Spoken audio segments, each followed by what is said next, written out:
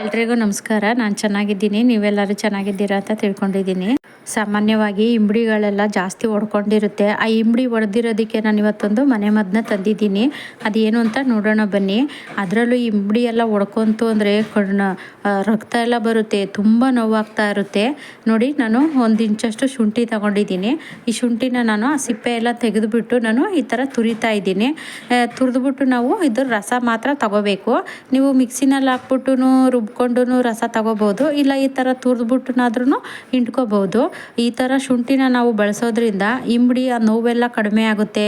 ಮತ್ತು ಇದು ತುಂಬ ಒಡ್ಕೊಂಡು ಎಲ್ಲ ಈ ಥರ ಓಪನ್ ಥರ ಎಲ್ಲ ಆಗಿರುತ್ತೆ ನೋಡಿ, ಅದೆಲ್ಲ ಕಡಿಮೆ ಆಗುತ್ತೆ. ಮತ್ತು ನೋವು ಎಲ್ಲ ಕಡಿಮೆ ಆಗುತ್ತೆ.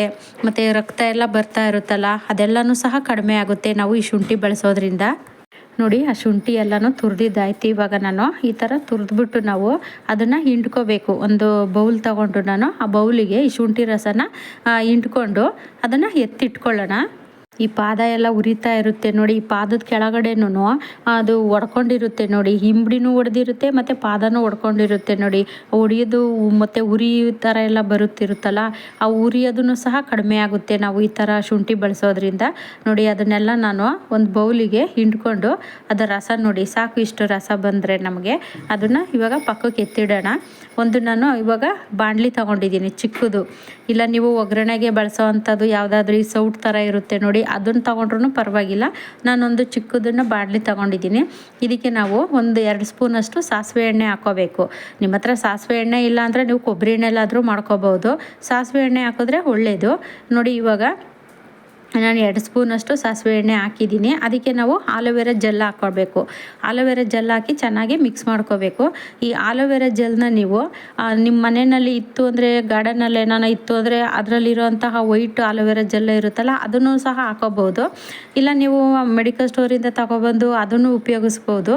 ಈ ಇದು ಮೆಡಿಕಲ್ ಸ್ಟೋರಿಂದ ತಗೊಬಂದು ನಾವು ಉಪಯೋಗಿಸೋದ್ರಿಂದ ಅದು ಚೆನ್ನಾಗಿ ಪೇಸ್ಟ್ ಥರ ಬರುತ್ತೆ.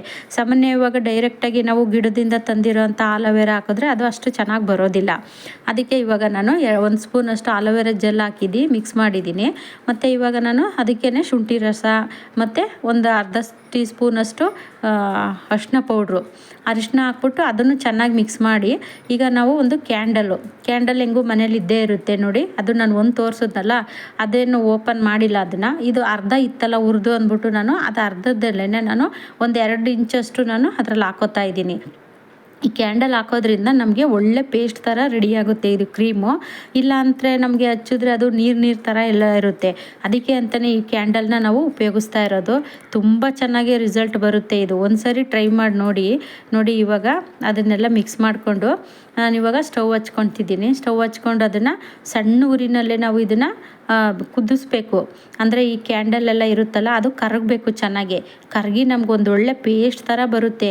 ಈ ನಾವು ಅಂಗಡೀಲಿ ಏನಾದರೂ ಪೇಸ್ಟ್ ತೊಗೋತೀವಿ ನೋಡಿ, ಆ ಟೈಪ್ ಬರುತ್ತೆ ಇದು. ತುಂಬ ಚೆನ್ನಾಗಿ ವರ್ಕ್ ಆಗುತ್ತೆ ಇದು. ನೋಡಿ, ಆ ಕ್ಯಾಂಡಲೆಲ್ಲ ಕರಗಿತು. ಈ ಥರ ಒಂದು ಒಳ್ಳೆ ಪೇಸ್ಟ್ ರೀತಿ ರೆಡಿಯಾಗುತ್ತೆ ನೋಡಿ. ತಿರ್ಸ್ತಾನೇ ಇರಬೇಕದು. ಈಗ ಕ್ಯಾಂಡಲ್ಲು ಸ್ವಲ್ಪ ಅದು ಕರಗಿ ಚೆನ್ನಾಗಿ ಪೇಸ್ಟ್ ಥರ ರೆಡಿಯಾಗೋವರೆಗೂ ತಿರ್ಸ್ತಾ ಇರಬೇಕು ನೋಡಿ. ಅದೆಲ್ಲ ಚೆನ್ನಾಗೇ ರೆಡಿಯಾಗಿದೆ. ಈಗ ನಾನು ಅದು ಸ್ಟವ್ ಆಫ್ ಮಾಡಿ ಕೆಳಗಡೆ ಇಳಿಸ್ಕೊಂಡು ನೀವು ಇದನ್ನು ಒಂದು ಬೇರೆ ಬೌಲ್ ತೊಗೋಬೇಕು. ಆ ಬೌಲಿಗೆ ಹಾಕಿ ಇಟ್ಕೊಂಡ್ರೆ ನಾವು ಸ್ಟೋರ್ ಮಾಡಿನೂ ಸಹ ಇಟ್ಕೊಂಡು ನಾವು ಡೈಲಿ ಇದನ್ನು ಅಪ್ಲೈ ಮಾಡ್ಬೋದು. ಇಲ್ಲ ವಾರಕ್ಕೆ 2 ಸತಿನಾದ್ರೂ ಅಪ್ಲೈ ಮಾಡ್ಬೋದು. ತುಂಬ ಚೆನ್ನಾಗಿ ರಿಸಲ್ಟ್ ಬರುತ್ತೆ ನಾವು ಈ ಥರ ಮನೆ ಮದ್ದು ರೆಡಿ ಮಾಡಿಕೊಂಡು ನಾವು ಯೂಸ್ ಮಾಡೋದ್ರಿಂದ. ಈಗ ಸಾವಿರಾರು ರೂಪಾಯಿ ದುಡ್ಡು ಕೊಟ್ಟು ನಾವು ಇಂಬಡಿ ಹೊಡಿಯೋದಕ್ಕೆ, ಅದನ್ನೆಲ್ಲ ಕ್ಲಿಯರ್ ಮಾಡೋದಕ್ಕೆ ಅಂತ ನಾವು ಕ್ರೀಮ್ ತಗೊಬರೋ ಬದಲು ಮನೆಯಲ್ಲೇ ಇರೋದನ್ನ ನಾವು ಈ ಥರ ಉಪಯೋಗಿಸ್ಕೊಳೋದ್ರಿಂದ ನೋಡಿ ಎಷ್ಟು ಚೆನ್ನಾಗಿ ರೆಡಿಯಾಗಿದೆ ಕ್ರೀಮು. ಇವಾಗ ನೋಡಿ ತೋರಿಸ್ತಾ ಇದ್ದೀನಿ ನಾನು ಇಂಬಡಿ ನೋಡಿ ಯಾವ ಥರ ಒಡ್ಕೊಂಡಿದ್ದೆ. ಈ ಥರ ಒಡ್ಕೊಂಡಾಗ ತುಂಬ ನೋವಾಗ್ತಾ ಇರುತ್ತೆ ಮತ್ತು ರಕ್ತ ಎಲ್ಲ ಸೋರ್ತಾ ಇರುತ್ತೆ ನೋಡಿ. ಅದು ಪಾದನೂ ಅಷ್ಟೇ, ಪಾದದ ಕೆಳಗಡೆನೂ ನೋಡಿ ಎಷ್ಟೊಂದೆಲ್ಲ ಒಡ್ಕೊಂಡಿದೆ. ಈ ಥರ ಸಮಸ್ಯೆ ಇದ್ದಾಗ ನಾವು ಈ ಕ್ರೀಮ್ನ ಹಚ್ಚಿದ್ರೆ ಬೇಗನೆ ವಾಸಿನೂ ಆಗುತ್ತೆ. ಅಂದರೆ ನಾವು ಊಟ ಮಾಡಿ ಎಲ್ಲ ಮಲ್ಕೋಬೇಕಾದ್ರೆ ನಾವು ಇದನ್ನು ಹಚ್ಕೊಂಡು ಮಲ್ಕೊಂತು ಅಂದರೆ ಬೆಳಗ್ಗೆ ಅಷ್ಟರೊಳಗೆ ಸಾಫ್ಟ್ ಆಗುತ್ತೆ, ನೋವು ಏನೂ ಸಹ ಇರೋದಿಲ್ಲ. ಈ ಥರ ಮಾಡಿ ಈಗ ನಾವು ಎಲ್ಲದಕ್ಕೂ ದುಡ್ಡು ಕೊಟ್ಟೆ ತರೋಕ್ಕಾಗೋದಿಲ್ಲ. ಅಂಥ ಸಂದರ್ಭದಲ್ಲಿ ನಾವು ಮನೇಲಿರೋದನ್ನೇ ಉಪಯೋಗಿಸ್ಕೋಬೇಕು.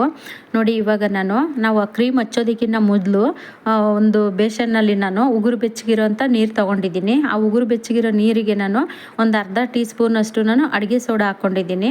ಅಡುಗೆ ಸೋಡಾ ಹಾಕಿ ಆಮೇಲೆ ನಾನು ಇವಾಗ ಒಂದು ಅರ್ಧ ಹೋಳು ನಿಂಬೆಹಣ್ಣು, ಅದರೊಳಗೆ ಒಂದು ಸ್ವಲ್ಪ ನಿಂಬೆಹಣ್ಣು ಹಿಂಡ್ಬಿಟ್ಟು ಹಂಗೆ ಅದರೊಳಗಡೆ ಹಾಕೊಳ್ಳಿ. ಮತ್ತು ಒಂದು ಅರ್ಧ ಶಾಂಪು, ಈ ಶಾಂಪು ಹಾಕ್ಬಿಟ್ಟು ಚೆನ್ನಾಗೆ ಕಲಕಾದ್ಮೇಲೆ ನೋಡಿ ಆ ನಿಂಬೆ ಹೋಳಿ ಇರುತ್ತಲ್ಲ ಅದನ್ನು ತಗೊಂಡು ಚೆನ್ನಾಗಿ ಈ ಪಾದ ಎಲ್ಲನೂ ವಾಶ್ ಮಾಡಬೇಕು. ವಾಶ್ ಮಾಡಿಬಿಟ್ಟು ಯಾಕೆ ವಾಶ್ ಮಾಡಬೇಕು ಅಂತಂದರೆ ಅದರಲ್ಲಿರೋಂಥ ಧೂಳು ಡಸ್ಟು ಎಲ್ಲ ಇತ್ತು ಅಂದರೆ ಹೋಗುತ್ತೆ. ನಾವು ಹಂಗೇ ಡೈರೆಕ್ಟಾಗಿ ಕ್ರೀಮ್ನ ಹಚ್ಚಬಾರ್ದು. ಈ ಧೂಳೆಲ್ಲ ಹೋಗೋ ಥರ ನೀಟಾಗಿ ಎಲ್ಲ ಕಾಲೆಲ್ಲ ವಾಶ್ ಮಾಡಿ ಆಮೇಲೆ ನಾವು ಕ್ರೀಮ್ ಹಚ್ಚೋದ್ರಿಂದ ಬೇಗನೆ ರಿಸಲ್ಟು ಸಿಗುತ್ತೆ ಮತ್ತು ಬೇಗನೂ ವಾಸಿನೂ ಸಹ ಆಗುತ್ತೆ.